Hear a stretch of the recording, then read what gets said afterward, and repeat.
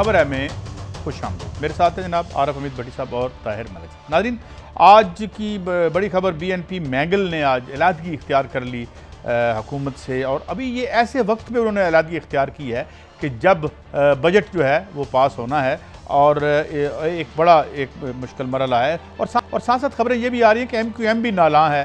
तो क्या कुछ वजारतें दे के कुछ बात बन जाएगी, या कौन से अहम कौमी मफादात हैं जिनकी बुनियाद पर, या अवाम के कौन से हकूक़ हैं जिनकी बुनियाद पर ये अलहदा हो रहे हैं। -1 या कौमी हुकूमत की बाज़ गश्त भी सुनाई दे रही है। ये हमेशा चलता रहता है, ये थेरी चलती रहती हैं, कॉन्स्पिरेसी थेरी चलती रहती हैं, मगर ये क्या मामला है। इसके साथ एक और बड़ी ड्रामेटिक डेवलपमेंट होती है और बिल्कुल अनएक्सपेक्टेडली हमारे मोहतरम काजी फायज़ ईसा साहब खुद अदालत में पेश हो जाते हैं और अपने दलाइल देते हैं। हालांकि उमर अता बंदयाल साहब का कहना था कि आपने मुदाखलत की है बकौल उनके, और आपको वकील के ज़रिए दलाइल देने चाहिए थे। आज वहाँ क्या गुफ्तगू हुई और वो अपनी अहलिया का बयान भी देने को तैयार हैं, इस पर बात होगी। और साथ साथ इंतहाई अफसोसनाक वाक़या, उसको आज फिर एक बरस बीत गया साने मॉडल टाउन। कोई इंसाफ नहीं मिला इस मुल्क में, इंसाफ किसी को नहीं मिलता। इससे तो यही साबित होता है, साहब इसके आई विटनेस हैं। आज फिर इसको हम वाक़े को ताज़ा करके ज़मीर को जोड़ने की कोशिश करेंगे। और कोरोना के हवाले से जो इलाज और अद्वियात के हवाले से दिहाड़ी लगती है, ये जो एक्टेमरा है, ये 2 अरब रुपए की तकरीबन बिक गई इस मुल्क में, और अब पता चला कि ये इससे तो कोई मसला हल होने वाला नहीं था। और अब जो नई दवाई आई है जिसका उन्होंने कहा है, इस बारे में भी हम आपको उसकी हकीकत और रियलिटी बताएंगे कि वो कब और कहाँ इस्तेमाल होनी है। उसको सेंसलेसली ना खरीदें और ना ही इस्तेमाल करें, इस पर हमारी गुफ्तगू होगी। बट पहले तो मैं आता हूँ, BNP मैंगल जो है वो अलहदा हो गई है। कोई ग्रेट गेम चल रही है भट्टी साहब, कोई कहानी है, कोई लड़ाई बड़ी है, मगर उस लड़ाई की जो छोटी छोटी अलामतें हैं या जो मज़ाहिर हैं वही ऐसे सामने आ रहे हैं। बिस्मिल्लाहिर्रहमानिर्रहीम। काजी साहब पंजाबी की एक मिसाल है, टिड्डी जितना मर्जी उछले पहाड़ नहीं क्रॉस कर सकती। अच्छा, ये गेम करवाई गई है। अच्छा, आपको शायद याद नहीं, जंगीर तरीन साहब ने इनसे फाइनल मुज़ाकरात किए थे, लेकिन ये किसी और वजह से आए। इनको मनाया था उन्होंने जी, मनाया था, या वो मनाए को मिलने गए थे, गले मिलने। तो उसके बाद आज सुबह तक MQM भी नाराज थी। 4 वोट इनके हैं, एक गालबन सेनेट में और 7 MQM के में।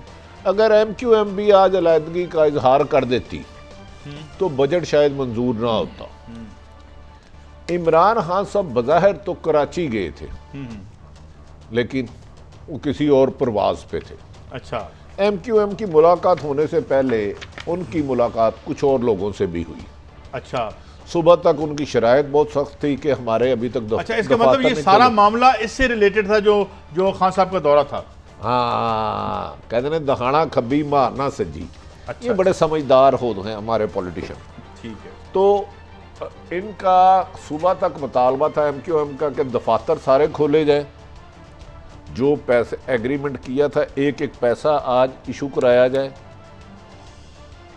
और जो हमारे जो लापता अफराद हैं। लेकिन जैसे ही वो इमरान खान साहब वज़ीर आज़म से मिलने जाते हैं तो उन्हें एक फोन आता है, hello gentleman, how are you. कौन मिलने जाते हैं? अताउल्ला यार किसके मिलने की बात कर रहे हैं आप? MQM का वो इमरान खान साहब को मिलने जाता है। तो टेलीफोन आता है, वो फोन आता है ना, एक टेलीफोन आता है। टेलीफोन तो टेलीफोन होता है, मिस कॉल भी आती है, रॉन्ग नंबर भी हो सकता है। रॉन्ग नंबर भी देखे। पिछले दिनों भी MQM नाराज हुई थी, काफी दिन पहले, जब उन्होंने गालबन एक मिनिस्टर था उसको पीछे कर लिया था। हाँ, ऐसे ही हुआ। वो गालबन क्या नाम था उनका, मोहतरम वजीर साहब का, या जो IT के मिनिस्टर थे, सदीकी मेरा उनका तो नाम। तब भी वो पीपल्स पार्टी को भी ऑफर आई थी। फिर उनके कंवर नवीद, खालिद मकबूल सदीकी और इनके 3 लोगों को कुछ दोस्तों ने कहा कि आओ सैर करने चले। थोड़ी सी सैर कराई, फिर अगले दिन वो सैर से वापस आए तो MQM वापस आ गई। MQM के मुतालबात, क्योंकि जब 2 दोस्त मिलते हैं, गया लौटा तो मेरे पास आया, ये एक बात अच्छी है। तो मैं एक बात बताऊं, ये जो चाल चल रहे हैं ना, नए इलेक्शन नहीं होने, नए ये क्या इनके जरिए कोई मैसेज दिया गया है? मैंगल साहब के जरिए, मैंगल साहब के जरिए कुछ लोगों ने चाल चली और उनका राब्ता MQM लंदन से था। मैं लंडे बाजार नहीं कह रहा आपने उधर मुंह कर लिया, हम तो जो आइलैंड नहीं जा सकते, अब न्यूजीलैंड चले जाते हैं। गुजारिश है उनसे भी रब्ता था, और पंजाब की लाहौर की एक शख्सियत का परवेज़ लाई से भी रब्ता था। इसके बावजूद बरवकत इतलात हो गई। उसके बाद आज MQM मेरी इतला के मुताबिक इमरान खान साहब से मिले, गपशप लगाए, चाय पी, वो जो मुतालबात का जोश व जज्बा था वो ठंडा हो चुका था। भट्टी साहब वो फोन बीच में गुम ही हो गया। आप एक थोड़ी सी मेरी तो अंग्रेजी भी अच्छा अच्छी भट्टी नहीं, साहब, ये मैं आपको एक कुछ फोन पार्टी का पोजीशन जिक्र किया बता था दूं? आपने। यार ठहरते जय, मैं एक सवाल किया है कि एक फोन आ गया था, बातें हो रही थी, वो जरा कोई वो फोन देखिए गुम आपको हो गया। हवाला था, hello Malik, how are you gentleman. मेरी तो अंग्रेजी बड़ी वीक है, क्या हो रहा है आजकल? बस बंद हो वो गया। 3-4 आदमी वो सुना आपके साउथ अफ्रीका में भी हैं, क्या वो क्या मसला भाई? बोले ये तो बड़ा कुछ लगता है ताकतवर किस्म का फोन है, ये बटामन खा गया है। नहीं, उनके ना आप देखें यूनिट सिस्टम है पूरा कराची में, लिहाजा कोई यूनिट इंचार्ज हो सकता है ना, वो बात कर सकता है, क्योंकि अल्ताफ हुसैन अपने यूनिट या वो क्या वार्ड सिस्टम का जो बनाता था ना, उनके जरिए चलाते थे। ये लंदन वाला काम अल्ताफ का खत्म नहीं हुआ अभी तक? नहीं, जाहिर तो खत्म है, लेकिन अंदर से गर्म है, बल्कि नरम है। अच्छा, एक कोई समझ नहीं मुझे आ रही कि मेगल साहब कह रहे हैं कि जनाब वादे पूरे नहीं हुए, MQM कह रही है वादे पूरे नहीं हुए। आपकी इतला के लिए आपको पता है जो अपना मुस्लिम लीग काफ है वो हुकूमत के ख़िलाफ़ शुगर में मुद्दई है, हुकूमत के ख़िलाफ़, और नैब के चेयरमैन के ख़िलाफ़ भी अदालत में गई हुई है। तो ये क्या हो रही है? कौन से इत्तेहादी हैं, किन के साथ? यार ब्रेक की तरफ जाना है, ब्रेक का वक्त हो खुसरो गया है। मुख्तियार साहब का वो भी इनके आपस में लड़ाई है। ब्रेक की तरफ हम जाते हैं, अब आप बताएंगे कि इनकी आपस में लड़ाइयाँ क्या है और ये इसका आगे क्या नतीजा मुमकिन तौर पे निकल सकता है ब्रेक के बाद। वेलकम बैक नाज़रीन। इससे पहले कि हम बहस की तरफ दोबारा बढ़े, मैं ज़रा पार्टी पोजीशन बता दूं आपको। कौमी असम्बली की 342 नशिस्तें हैं, जिसमें तहरीक इंसाफ के पास 157 है। हुकूमत के लिए 172 अरकान की हमायत दरकार है, और तहरीक इंसाफ को सादा एक्सक्रियत के लिए 15 सीटें उनकी कम हैं जो उन्होंने हासिल की हैं अपने इत्तेहादियों से। इनमें से 156 अरकान तो तहरीक इंसाफ के अपने हो गए। इसके साथ PTI को क्यू लीग के 5, MQM के 7, अवामी मुस्लिम लीग और जमहूरी वतन पार्टी के 1, ग्रैंड डेमोक्रेटिक अलायंस के 3, बलूचिस्तान नेशनल पार्टी के 4, बलूचिस्तान अवामी पार्टी के 5 मेंबरान के हमायत हासिल है। इस तरह इत्तेहादियों के 26 मेंबरान को साथ मिलाकर हुकूमत के पास 182 नशस्तें बनती हैं। और दूसरी तरफ मुस्लिम लीग नून की 82 नशस्तें, पीपल्स पार्टी की 54 नशस्तें हैं। इन दोनों को जमा किया जाए तो 136 बनती हैं। ये दोनों मिलकर गवर्नमेंट नहीं बना सकते। PTI ने इत्तेहादी जमातों के साथ मिलकर हुकूमत बना रखी है। अब मसला ये है भट्टी साहब कि अगर कोई नया सियासी मतंजन हमने तैयार करना है तो उसके लिए तो खासी तोड़ फोड़ करनी पड़ेगी, क्योंकि इनकी मिला के सीटें जो हैं वो 136 बनती हैं। और ऐसे वक्त में ना हम इलेक्शन अफोर्ड कर सकते हैं, कोरोना आया हुआ है और बजट है, हालात ख़राब हैं, क्या होगा? इस देग में नया मतंजन तैयार नहीं हो सकता, जितनी मर्जी साजिशें कर लेंगे। तो पुराने मतंजन पे ही हमें काम चलाना पड़ेगा, इसी टिकट पे सफ़र करना पड़ेगा।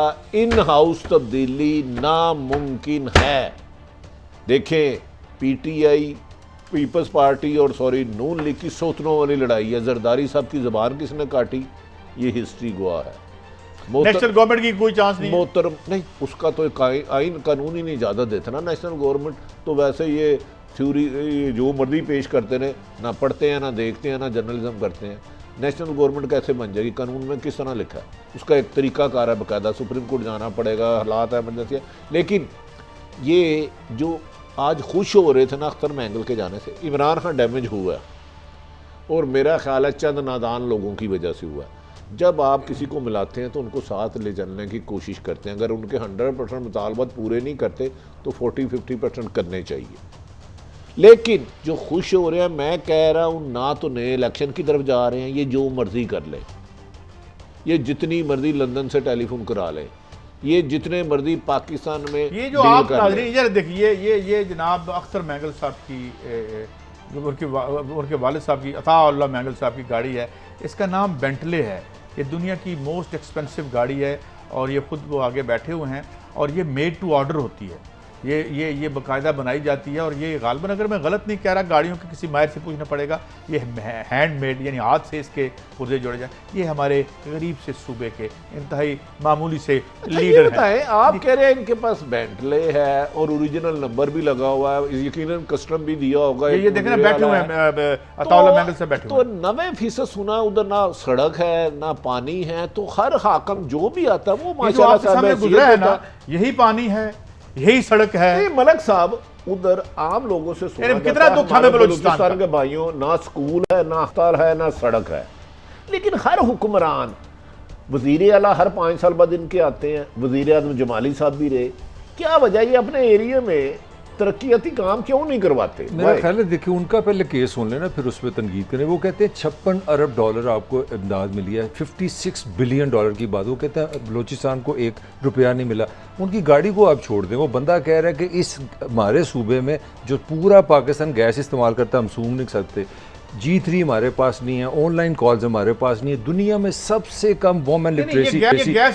मेरा पॉइंट पहले सुन लेना। मेरा पॉइंट है, आप जब तक ये निज़ाम, ये आप खुद ही बता देते हैं, टेलीफोन आ जाते हैं। आपका ख्याल है कि आज उन्होंने जो तकरीर फरमाई है, 1 साल पहले भी उनका मुआहदा हुआ था? मेरा ख्याल है, मैंने फ्रेंच में नहीं बात की, मैंने अर्ज किया है हर MP MNA वुज़रा माशाल्लाह इनकी गाड़ियों में कभी जाए ना MNA की, तो आपको लग्जरी गाड़ियां मिलेंगी। अल्लाह ताला इनके रिज़्क़ हलाल कराए। लेकिन बलोचिस्तान के आवाम के मेरा आपसे डिसएग्रीमेंट, मैंगल साहब को एज ए वज़ीर आला तो इख्तियार मिले होंगे। नहीं, आपने नवाज शरीफ की गाड़ियां देखी है, मर्सिडीज की देखी है ना? इसका मतलब पंजाब में शदरे में चले, वहाँ लोगों के पास खाने को रोटी नहीं है। शरीफ साहब ने, आप समझिए कि पंजाब, सिंध और देखिए नवाज शरीफ साहब मेरे लीडर हैं, टाइम के पंक्चुलर हैं, उन्होंने तो 45 करोड़ की घड़ी अपनी मर्जी से बनवाई थी। किसके पास गाड़ियां नहीं? क्यों कर रहे हैं? मेरा पॉइंट है, KP हो, पंजाब हो, सिंध हो, किसके पास गाड़ियां हो, 100,000 दफा हो, आवाम पर से उसकी फलाह महबूद पर पैसे क्यों लगता है? चारों सूबों का मेरा आपसे सिर्फ एक इख्तिलाफ है, चारों सूबों की आवाम के साथ एक सलूक है। अब पंजाब में क्या हो रहा है? यहाँ पे तो ऑक्सीजन नहीं है, लोग सड़कों के बाहर अपने मरीज लेके बैठे हुए हैं। मैं ये नहीं कह रहा कि बलूचिस्तान में देखे ना बुज़दार साहब को 2 साल हो गए, वो 2 साल से हमारा इस्तेसाल कर लें। पिछले 15 सालों से तो शहबाज शरीफ कर रहा था, फिर तो सारा उनका भी नाम सुने। मैंगल साहब, एक मिनट आपकी इत्तला के लिए, वजीर आला पंजाब उस्मान बुज़दार साहब ने एक अच्छा स्टेप लिया है। चीफ सेक्रेटरी को कहा 48 घंटे के अंदर अंदर मास्क, सैनिटाइजर, ऑक्सीजन सिलेंडर, ये मुकर्ररा कीमत से ज्यादा उतले तो आप नहीं रहेंगे। जबरदस्त। अगर ये ऐसा कर लेते हैं, बड़ी बात है। वैसे बेंटले के बाद उस गांव के रास्ते में सड़क भी ना हो, बेंटले पे बैठ के, दौलत के ढेर पे बैठ के, चाहे पंजाब के हुक्मरान हो, चाहे बलूचिस्तान के, हमारे हकूक की बात ना किया करें। पॉइंट मैं कह रहा हूं, मेरा ये सुने जरा मैंगल साहब को जी, सुने। तफ्तान के बॉर्डर को खोलने की इजाजत किसने दी थी? किसी अक्लमंद ने कहा होगा कि आने दो इन लोगों को, ये जब आएंगे कोरोना आएगी। जिस तरह अफगान माजरीन आए थे, उसके साथ डॉलर आए थे, इसके साथ भी डॉलर आएंगे। जिस तरह दहशतगर्द आए थे तालिबान की शक्ल में, इसके साथ ये डॉलर भी आएंगे। जब पूछे थे कि जी हमारे पास स्प्रे करने के लिए जो एरोप्लेन नहीं है, आप F-16 ले सकते हैं, एक स्प्रे का जहाज नहीं ले सकते जी। तो अवाम के लिए कुछ नहीं है, यही आर्गूमेंट मैं कर रहा हूँ मैं। ये कोई बलूचिस्तान हो, ये KP के हो या पंजाब हो, पॉलिटिशियन का एक स्टाइल है, मर्सिडीज हैं, गाड़ी हैं और तकरीरें। यार मेरा आपसे यार एक सवाल का जवाब देना।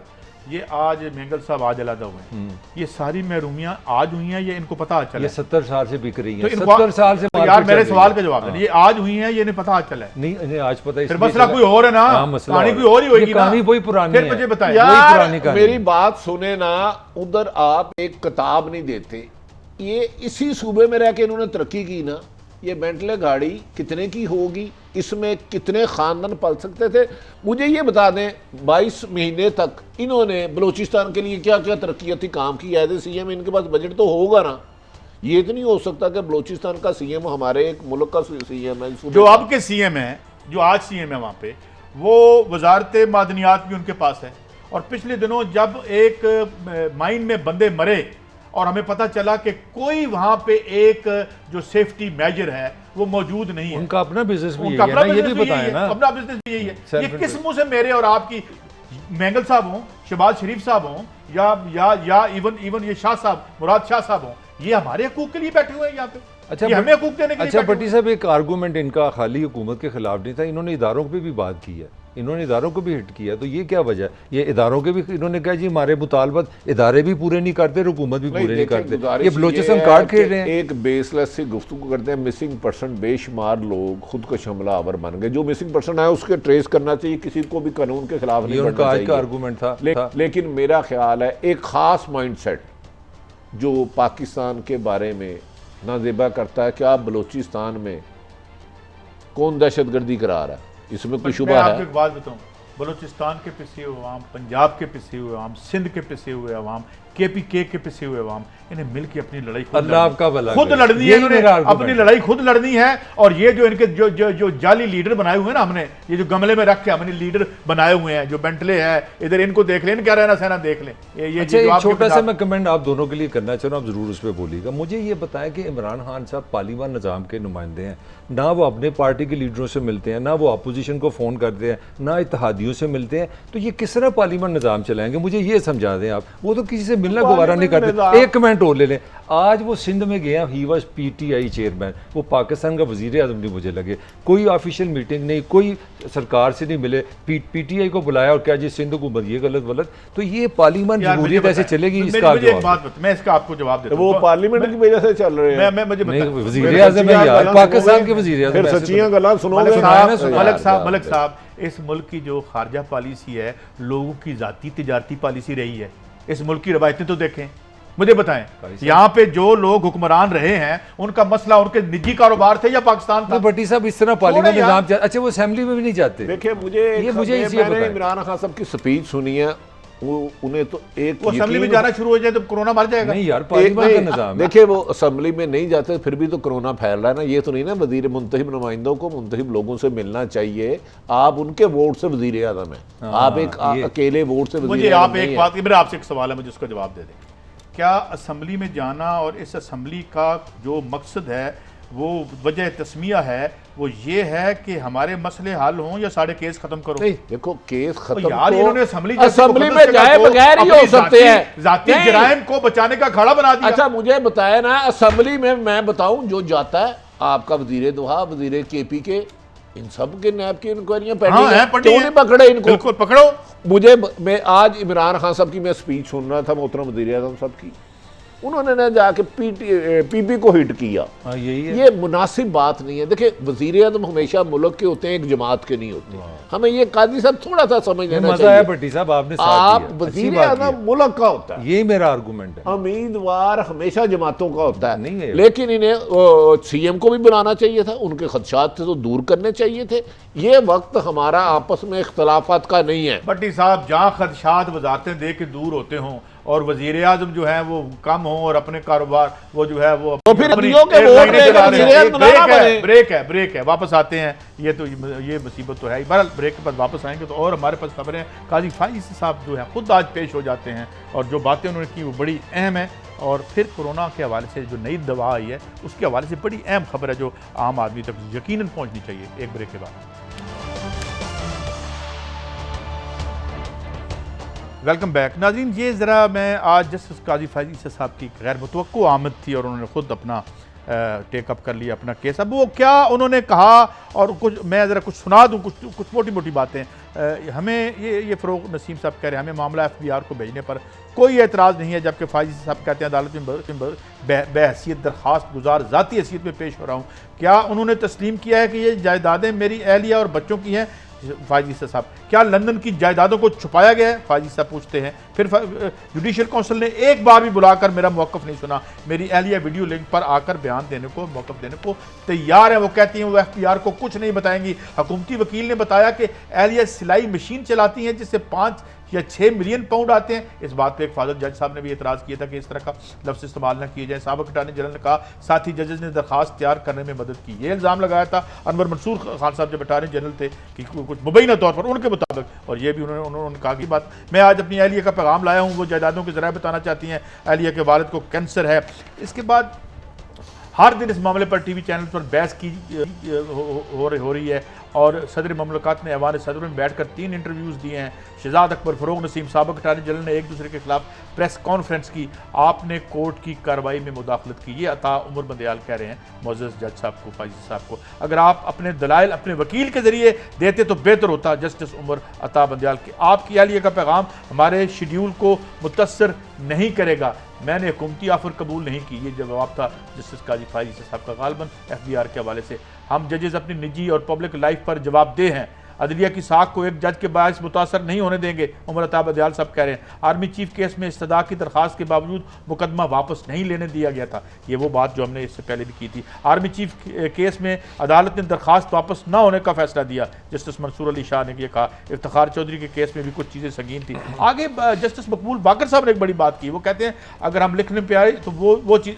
इस मुकदमे में कुछ तय होना है, इसमें हमारी कुर्बानी हो जाती है तो कोई बात नहीं। जस्टिस मकबूल बाकर साहब ने कहा हम चाहते थे कि काजी फाइज़ी साहब की अहलिया तहरीरी जवाब के साथ दस्तावेजात दे दें, जस्टिस उमर अता बंदयाल। और आखिर में काजी फाइज़ी की अहलिया को वीडियो लिंक पर बयान देने का मौका देना या नहीं देना, इसका फैसला कल होगा।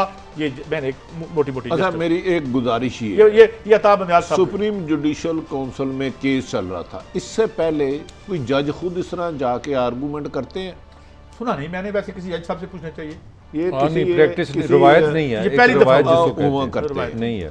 एक गुजारिश ये है कि क्या मनी ट्रेल देने, देखिए अदालत वो तो कह रहे हैं अहलिया देने को तैयार है। नहीं, वो नहीं कह रहे, जिन अदारों को देना था वो देना था। अदालतें मनी ट्रेल लेने के लिए अदालतों ने जो सवाल करने थे, आप कहते हैं कि FBR को देना चाहिए, FBR को देना चाहिए था। अगर उनके सासे थे, उनके मिसिस के और बच्चों के, उसे जाहिर करना चाहिए था।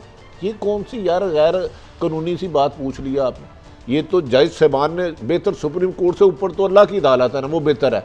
लेकिन मेरी समझ में नहीं आ रहा आखिर कौन सी ऐसी वजह है कि फाइज़ी साहब को खुद पेश होना पड़ा, हालांकि उनके तो बहुत अच्छे अच्छे वकला से करीबी राब्ते हैं, उनकी 2-4 लेकिन एक बात तो सुने ना भट्टी साहब, अगर अनवर मंसूर साहब ये इल्ज़ाम लगाते हैं और उसके बाद इसको सब्सटेंशिएट भी नहीं करते कि जनाब ये तो रेफरेंस जो है जिन जजेस ने बैठ के, अब तो सोच भी नहीं सकते कि जज ऐसा कर सकते। नहीं, आप आर्मी चीफ के खिलाफ केस चल सकता है ना, साबिक आर्मी चीफ चला है, खिलाफ नहीं चला, उनके अपॉइंटमेंट के हवाले से चला। जो भी चला है ना, उस पर चला है ना, जिसपे आज तक क्वेश्चन नहीं हुआ था, उसका रिजल्ट क्या निकला? आपने अदालत को बुलाया, जो मसला था नहीं, एक बंदा राह चलते ने पिटीशन दी, वो अगले दिन कहता मेरी पिटीशन नहीं है, आप कहते हैं नहीं मेरी तेरी पिटीशन है, वो किया। आपने 2 वजीर आजम को घर भेजा तो भाई अगर इन पे भी है तो जवाब दें, मनी ट्रेल दे दें। तो वो कह रहे हैं ना, वो कब कह रहे हैं? अच्छा, एक और कंसर्न है, सॉरी, उनकी अदालतों का एक डेकरम है, मैंने कोर्ट रिपोर्टिंग की हुई है, मैं मेरे ख्याल में इस तरह दुरुस्त फरमाया आपने। एक और भी कंसर्न, अच्छा, एक शायद उस्मानी साहब हमारे साथ लाइन पे हैं, एक कमेंट उनसे पहले ले लें। मेरा एक कंसर्न ये भी है, अदालत इस केस से हट के, कि इस मुल्क का कोई बंदा अमीर आदमी है, ताकतवर है, जिसका लंदन में घर ना हो, कमाना पाकिस्तान में, रहना पाकिस्तान में। यार हम इस पे कमेंट ना करें, इस पे कमेंट ना करें। शायक जनाब जस्टिस साबिक रिटायर्ड शायक हमारे साथ है। Sir welcome to the show. हुजूर, मैं पहले ही सवाल आपसे ये करना चाहूँगा, एक तो ये क्या अनप्रेसिडेंटेड है कि सिटिंग जज, वो भी अपेक्स कोर्ट के, वो खुद अपने आप को डिफेंड करने आए, और ये जो उन्होंने कहा है कि वो FBR में नहीं बताएंगे, वो वीडियो लिंक पे कोर्ट को उसकी तफसील बताएंगी, इसकी लीगल हैसियत क्या है और इस डेवलपमेंट को आप कैसे देखते हैं जनाब जस्टिस शायक साहब? हुआ ये था कि इसमें कोर्ट ने अपना ओपिनियन ये दिया था कि वो ये मामला FBR के पास भेज देंगे, क्योंकि यहाँ पे इशू जो था वो इनकम टैक्स ऑर्डिनेंस के तहत इशू इन्वॉल्व था। तो उन्होंने कहा था कि चूँकि मनी देखना था कहाँ से पैसा आया, तो वो उन्होंने कहा था कि हम इसको भेजना चाहते हैं FBR के पास ताकि वो इसकी इन्वेस्टिगेशन करें, और अगर वो किसी नतीजे में पहुँचते हैं तो फिर ठीक है, फिर हम सुप्रीम जुडिशल काउंसिल उसको देखेगी। तो जब ये उन्होंने कहा तो उस पर इसके मतलब ये हुआ कि फायजीसा साहब की जो बेगम साहबा हैं उनको FBR के सामने अपेयर होना पड़ता, और FBR पर उनकी इन्वेस्टिगेशन करती हर तरीके से, और फिर किसी नतीजे पे पहुंचती। तो ये यकीनन फायजीसा साहब को पसंद नहीं था कि वो उनकी बीवी इस तरह से जाए, और उनकी बीवी का भी कहना भी सही है कि FBR के पास जाना के मतलब ये होता है कि फिर वो ये है तो वो है तो ऐसा है, तो और बात से बात निकलती है, और वो फिर वो भी जज की वाइफ जाएगी वहाँ पर, तो इस वास्ते वो नहीं आना चाहती थी। अब जो फायजीसा साहब जो कोर्ट में आए, अभी जो आपने मेंशन किया, वो इस तरह से नहीं आए कि वो एज ए जज आए थे, वो as a husband of his wife, क्योंकि वो खुद वाइफ तो आ नहीं सकती थी, वकील वो कर नहीं सकती क्योंकि पार्टी नहीं थी वो, तो इस वजह से वो एज ए एक मुझे शायद साहब एक बात बताइएगा, फिर मेरे दूसरे दोस्त सवाल पूछेंगे। क्या जज साहब की एहलिया हो या प्राइम मिनिस्टर साहब की एहलिया हो, सदर साहब की एहलिया हो, क्या ये मुस्तस्ना है, उनको इस्तिस्ना हासिल है एफबीआर में पेश होने से, अगर एफबीआर बुलाता है तो? नहीं, मुस्तस्ना नहीं है। देखिए, बात यहाँ पे ये है कि वो जिसको बुलाया जा रहा था वो कहती ये है कि मैंने उनके सामने कुछ बोल नहीं, तो अब वो खुद तो आ नहीं रही थी, तो किसी की तरफ से तो मैसेज तो आना था ना कोर्ट के अंदर, तो वो उन्होंने एज ए हस्बैंड आके बता दिया कोर्ट को कि वो अच्छा जस्टिस साहब, ये गुजारिश ये है कि आप माशाल्लाह आप खुद जज रहे हैं, अगर किसी जज साहब के बारे में कोई भी ऐसा केस होता है, सुप्रीम जुडिशल काउंसिल के अलावा कोई और फोरम है जहां जाके दादरसी हो, या इससे बेहतर और कोई नहीं है जहां इस वक्त केस जा रहा है फायजीसा साहब के बारे में कि मुबैना तौर पर उनकी मिसिस की कोई प्रॉपर्टी है दूसरे मुल्क में? नहीं, देखिए, वो उसमें तो कोई मजाक गलत बात नहीं, वो बिल्कुल सही आप कह रहे हैं, लेकिन यहाँ प्रॉब्लम जो है वो ये है कि कोर्ट इस नतीजे पे एटलीस्ट उसका रिव्यू ये नजर आता है कि जो इन्फॉर्मेशन जिसके बेसिस पर ये रेफरेंस फाइल किया गया था वो गलत तरीके से ली गई थी और उसमें खामियां थी, कानूनी खामियां थी, इस वजह से ये रेफरेंस ही सही नहीं है। ये लगता तो ऐसे ही है कि अच्छा शायद साहब, मैं एक अर्ज करने लगा हूँ, आप जज रहे हैं सुप्रीम कोर्ट के साकिब साहब से, जो ये JIT बनाते हैं, सब कमीशन बनाते हैं, वो इंफॉर्मेशन तो खुफिया तरीके से ली जाती है, कभी भी किसी से ये तो कोई खुद तो नहीं बताता, क्योंकि इंफॉर्मेशन उसकी तलाश की जाती है जो चीज़ छुपाई जा रही हो। ये तो जब भी कोई JIT बने या आप जज साहब हैं, आप हुक्म करते हैं कि मुझे इसके फैक्ट्स चाहिए, फैक्ट्स तो इसी तरह तलाश किए जाते हैं कि इधर उधर से चीज़ें लेके जब हकायक बिल्कुल सामने आ जाए, अदालत के रूबरू पेश किया जाए। देखिए, JIT जब बनती है तो वो कोर्ट के ऑर्डर से बनती है, तो उसमें कोई इलीगैलिटी नहीं होती, वो तो लीगल बॉडी बन जाती है। यहाँ पर जो इन्फॉर्मेशन जो जिस तरह से मैं सुनता आया हूँ अभी तक, जिस तरह से ऑब्टेन की गई है, वो इस तरीके से ऑब्टेन की गई है जिसको कानूनी तौर पर वो सही नहीं थी। तो ऐसी इन्फॉर्मेशन जो कि कानूनी तौर पर सही नहीं है वो जो है वो कोर्ट में नहीं पेश हो सकती। ये एक तो स्टैंडर्ड रूल है कोर्ट का। तो इसमें बहुत सी खामियां थी, उस खामियों को दूर करने के लिए उन्होंने ये कहा। अच्छा, अगर शाहिद साहब आपकी मौजूदगी का फायदा उठाते हैं, क्या इस रेफरेंस को खत्म कर सकती है कोर्ट इसी स्टेज पे? आप क्या समझते हैं? यहाँ ये केस चलता हुआ नजर आता है। कोर्ट इस नतीजे पे पहुंचती है कि ये रेफरेंस जो था ये सही पेश किया गया था और प्रेसिडेंट साहब ने जो है अपना माइंड बनाने के लिए सही तरीके से उसको नहीं देखा, उन पे कोई बंदिश नहीं थी कि वो जो प्राइम मिनिस्टर कहे उसको माने, वो खुद अपनी तरफ से उनको अपना फैसला करना था। तो क्या फिर प्राइम मिनिस्टर के खिलाफ कार्रवाई भी कर सकती है अदालत इस सिलसिले में कोई, अगर वो समझती हैं कि बदनीति पे मबनी है और उसको खत्म कर रही है? नहीं, प्राइम मिनिस्टर के खिलाफ तो चाहे तो फायजीसा साहब कर सकते हैं कोई कार्रवाई, या उनकी वाइफ उनके खिलाफ कार्रवाई कर सकती हैं। मगर जज साहब, मैं एक क्वेश्चन इसी से रिलेट, इसी कॉन्टेक्स्ट में पूछना चाह रहा हूँ कि आज जस्टिस काजी साहब ने, जज साहब ने जो ब्रिटिश रिसर्च एजेंट का रेफरेंस है 192.com जो है, उसमें आपके प्राइम मिनिस्टर हैं, वुज़रा हैं, मुशीर हैं, उसमें साबिक सदर का नाम भी है कि उनकी लंदन में जदाते हैं। मेरा सवाल ये है कि ये जो कंसर्न इस केस में अदालत का बन सकता है कि ये एक एडिशनल इंफॉर्मेशन है? नहीं, ये एक एडिशनल इंफॉर्मेशन उन्होंने दी है, उस पर अलग से इन्वेस्टिगेशन हो सकती है, लेकिन कोर्ट नहीं करेगी इस मामले, इस पिटिशन में नहीं करेगी, वो और किसी और। बहुत शुक्रिया जस्टिस शाइक साहब, आपने बड़े वैल्यूएबल अपने जो है राय हमें दी। दो बातें साफ हैं, एक तो ये कि अगर ये गलत तरीके से इंफॉर्मेशन इकट्ठी की गई है तो अदालत उसको नहीं मानेगी।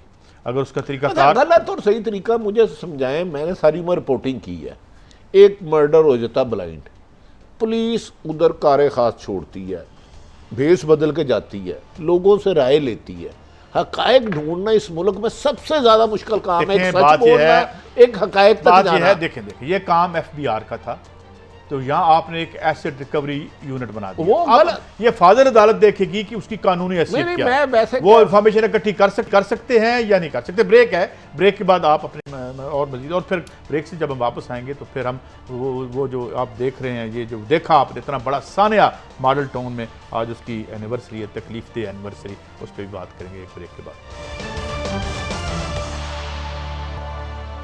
इससे पहले अपने साथियों की तरफ बढ़ूँ, क्या हम भी एक पुलिस स्टेट हैं।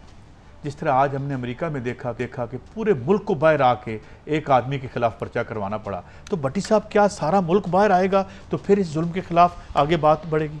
काजी साहब, ये जब मैं मनादर देखता हूँ ना, मैं इसका आई विटनेस हूँ। अल्लाह जानता है मेरी रूह कांपती है। ये कोरोना गलत नहीं आया, ये कोरोना किसी वजह से आया। रब तो इंसान से उसकी माँ से 70 गुना ज़्यादा प्यार करता है। दुरूद पाक पढ़ती हुई खवातीन को अल्लाह वाद शाद है, मैंने सामने गोलियां मारते हुए देखा लोगों को सारी रात, और इतनी अंधाधुंध फायरिंग के जैसे खुदा ना खास्ता जंग में नहीं हुई होगी कभी। और एक बात बताऊं, जब ये खाली कराने गए उस वक्त पुलिस की 1-8 की गार्ड वहां मौजूद थी हाईकोर्ट के हुक्म से। 69 लोगों को, प्रेग्नेंट औरतों को जिस तरह दरिंदगी से गोलियां मारी गई। मैं आज इमरान खान साहब से एक सवाल पूछता हूं, मोहतरम आप हैं मदीने की रियासत, क्या मदीने की रियासत में यह तसव्वुर हो सकता है कि एक नाहक इंसान का कत्ल पूरी इंसानियत का कत्ल है? आपका लॉन्ग मार्च कामयाब नहीं होना था अगर ताहिरुल कादरी साहब ना होते। आपके लोग आ जाते थे, पूरी पूरी रात रहते थे। आपके 10 तकरीरें मोहतरम इमरान खान साहब, मुझे याद है कि सानिया मॉडल टाउन के जिम्मेदारों को सजा दिलाऊंगा। एक एक शख्स मेरे सामने है इस वक्त, कोई छुपा हुआ नहीं है। सानिया मॉडल टाउन के कातलों में से एक एक किस तरह। आईजी कौन थे? यार मैं क्या बताऊं कौन इसका मास्टरमाइंड था। मैं विटनेस हूं कुछ लोगों का। इस वक्त सिर्फ ये बता दें 100 लोगों को गोलियां लगी, 14 या 12 शहीद हुए। एक मुल्ज़म बता दे कि कौन इस वक्त जेल में है। जिस मुल्क में 100 लोगों को सरकारी खजाने से गोलियां मारने वाले के मुल्ज़मान नहीं पकड़े जाते, वहां आपको कोरोना और टिड्डी दिल ना है तो और क्या है। भट्टी साहब उन पे पर्चे हो गए, जो मजलूम जो विक्टिम थे उन पे पर्चे हुए। अच्छा, दूसरी बात, अगले दिन जिस दिन ये वाकया हुआ 17 जून, ताहिरुल कादरी ने जितनी स्ट्रगल करनी थी कर ली, मिनाजुल कुरान ने कर ली। अगले दिन जो कत्ल हो गए उन्हें उन पे पर्चे दे दिए गए। जो माल के हकीकी से जहां मिले वो मेरी समझ नहीं आती। आपके पास कौन सा ऐसा पुलिस अफसर है जो मुर्दों से जाके तफ्तीश करेगा? और वजीर कानून जो राना सनाउल्लाह साहब थे, राना सनाउल्लाह साहब थे, सेक्रेटरीट में मीटिंग हुई, मीटिंग में तय पाया। उसके बाद किस किस अफसर का क्या क्या रोल था। उस वक्त के जितने अफसर थे, गोलियां चलाने वाले, चलवाने वाले, सारे इस वक्त करीम पोस्टिंग पे बैठे हैं। सारे इस वक्त पोस्ट में पसंद, किसी पे केस नहीं है, कोई और भाई तफ्तीश नहीं सारे सारे मुझे कोई मेरे साथ मुनाजरा तो करे। और जिस मुल्क में यार कहते थे एक नाहक कत्ल हो तो लाल आंधी आ जाती है, इधर 100 लोगों को, प्रेग्नेंट औरत को गोली मार दी, उसके पेट में बच्चा था, वो एक दुनिया आई गोली से नहीं। दो जाने गई, एक गोली से 2 जाने गई। नहीं कारी साहब, मुझे ये बताएं, आप कानून की बातें मुझे सुनाते हैं, इनके कातिल कौन है? मैं चलो कातिलों के नाम नहीं लेता, मैं तो जानता हूं।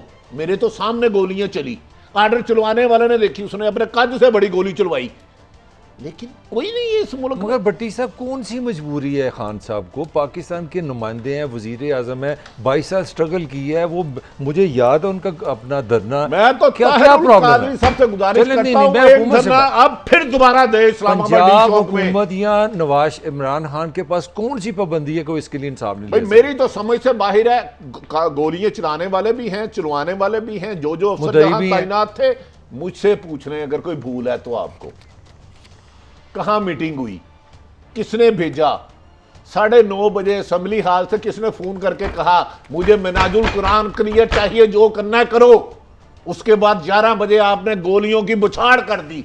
आपने इंसानी जिस्म पर, हड्डियों और गोश्त के जिस्म पर बारूद भरा, और आज भी कोई कातिल आपने नहीं पकड़ा। कातिल हैं आप लोग।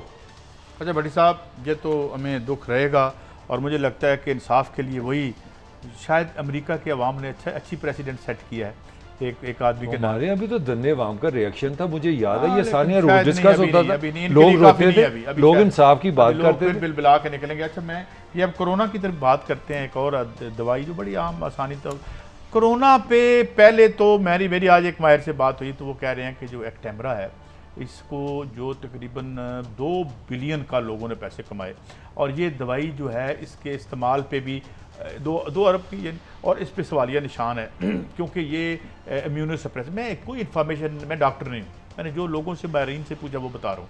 क्लोरोक्विन को जो अमेरिका की सबसे बड़ी बॉडी है जो हेल्थ को रेगुलेट करती है, उसने उसको वापस ले लिया कि जनाब इसको आप ये इस्तेमाल 10-12 हज़ार की दवाई 5-5 लाख पे 5-5 गई लाख है। में। ये आपकी इत्तला इसके बाद एक नई आई है दवाई, ये भी बड़ी सस्ती है, लेकिन इसको भी जवाब देना है।